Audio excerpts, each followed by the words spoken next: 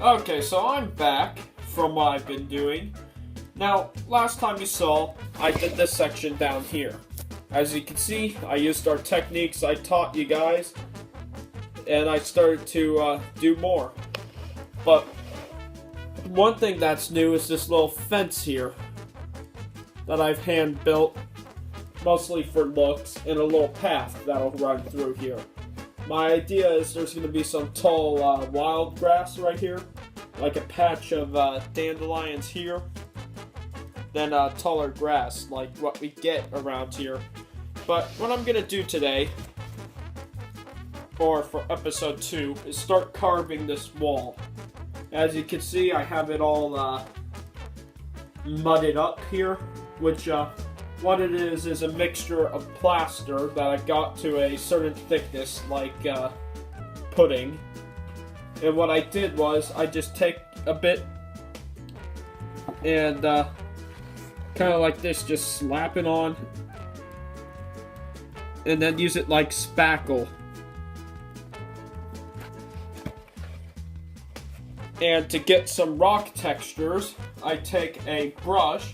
Again, get a bit of a bad brush that is a bit, old, like this one. And you just tap in there. This is just for textures. I still need to do all the carving of the rock itself. Maybe pull the stuff back. Make a bit of a lip here.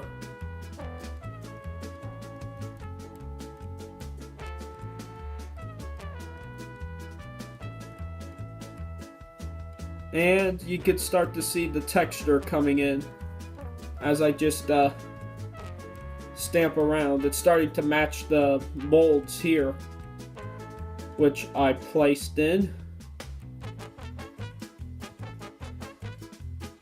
Now, what I would like to do now is pull out my box of tools here. There are 3 types of tools you're going to need. A needle tool, which is a standard tool for clay. As you can see, it's just a metal rod with a point to it, which what I like to do is just run it along.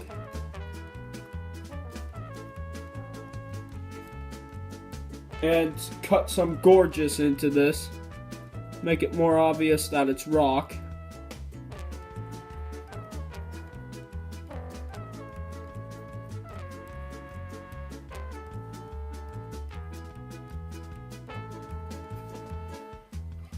And you're starting to see the texture. Now what I'm going to go in with is this tool, which these are all like surgical tools that dentists use. And I'm going to just pat some areas back flat where stuff started to peel up. Like let's say right here, start carving this out a bit more. Squish that back in. You can see how it's starting to look like stone. Now I'm going to examine this rock here, and it's apparent that there's these little lips where the rock is pulled up a bit with some texture to it, which I'm going to try to add in here with my tools.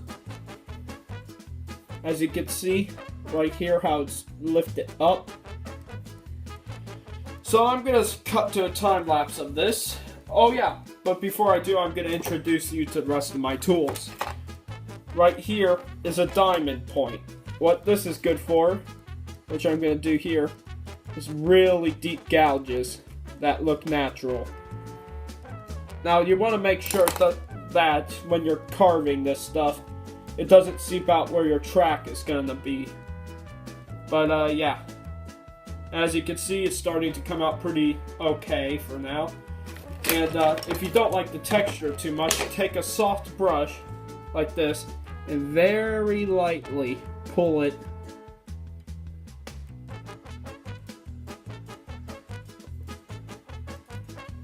like try to get rid of some of these nubs and parts that are messed up. As you can see, it's starting to look a lot more like the stuff up there. So, another thing I'd like to do is to take out, well, we'll wait until that dries, but take an X-Acto blade, like this. I'll do it up here. And start to, like, carve in. You can see it's really good for these small lines that appear in rock naturally, making cracks that appear to be, let's just get rid of that, that appear to be more natural. It's also good if you have like a chunk of stone, like let's say right here, we just mark here and pull it down, and we have a bit of a lip there. And if you take some parts off, like what I just did there on camera, you can take this little ball here, kind of flatten it like a pancake, and just press it back on. Reuse them. Nothing goes to waste here. So, right now I'm going to show you one last thing that I'm going to cut to time lapse, and that would be additive clay. So right here's our stone shape we want. We're just going to take that and kind of, oop, I messed up. Additive mud actually, and you can see how that looks. Next you would want to take your needle tool and start, you know, kind of messing with it to make it flow into the normal rock.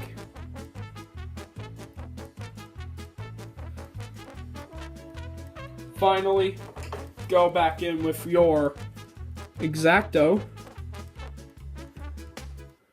and carve in some of the details of the cracks and parts that are a bit, you know, that you want to be exposed. Let's get some more of that detail back in there. Now, since this is very wet, you're gonna lose some of the detail, which don't worry about it, you can just carve it in once it's done. So right here I'm gonna make another shelf just to show you. We're gonna add some details. Just scrape out a little area there. And you can basically get the gist of how to do this. There's no messing up with rocks actually.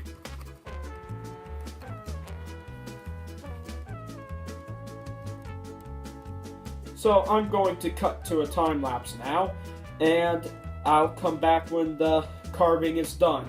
See you guys then, and have a good one.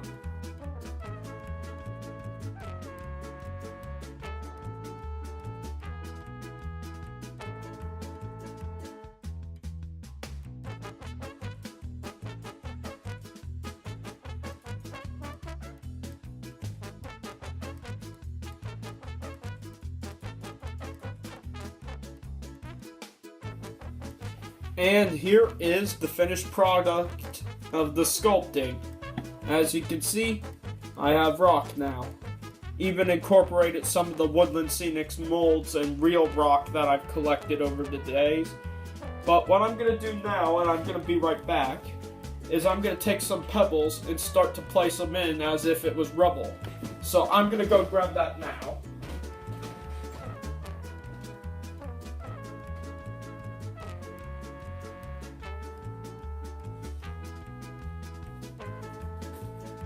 So this stuff I'm using is just standard gravel you can find at a bike path. It works very well for doing rock.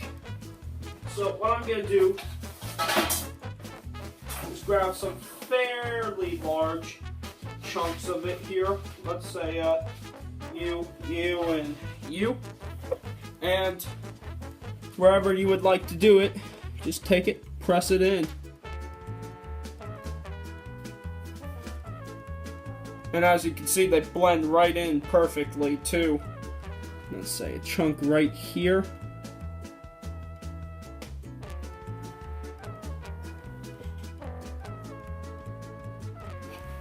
Let me actually, you know what, I'm going to take a bit and dump them. Take a few, right here, let's say, as if it crumbled. Now you might be thinking, why am I putting these in now? Well, what's going to happen is I'm going to do a method called washes, where I'm going to take colors, water them down a ton, and then just pour them on. Let's put a chunk right in there. You can see how these are starting to add some texture, as if chunks of rock have fallen, like right here.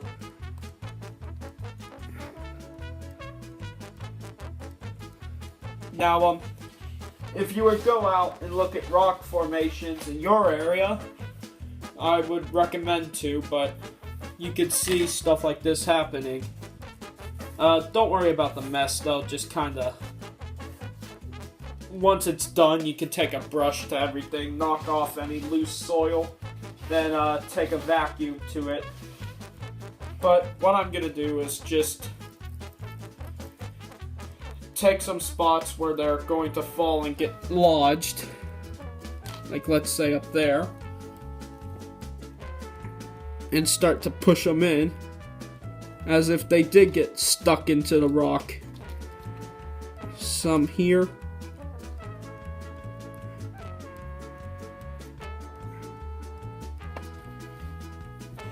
And it starts to give a more, what is it, the word I'm going for? Varied appearance. Now you can even take it a step further and take some of these smaller molds from Woodland Scenics and just plop those in like they're rocks that fell. So, you know, ship those around. Grab some real rock around it. Start placing it there. Again, making it appear as if they fell into it. As you can see, this stuff is still wet, but once it dries, it'll be as hard as a rock and stable. But yeah, I'm enjoying this project so far. It's a nice little break from what I normally do down the basement with my real layout, but you know. Let's see, this is a nice chunk right here. Oh, right here. Let's just take a handful of gravel here.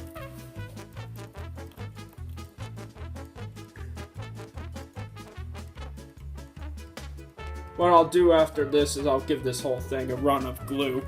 But, let's say right here.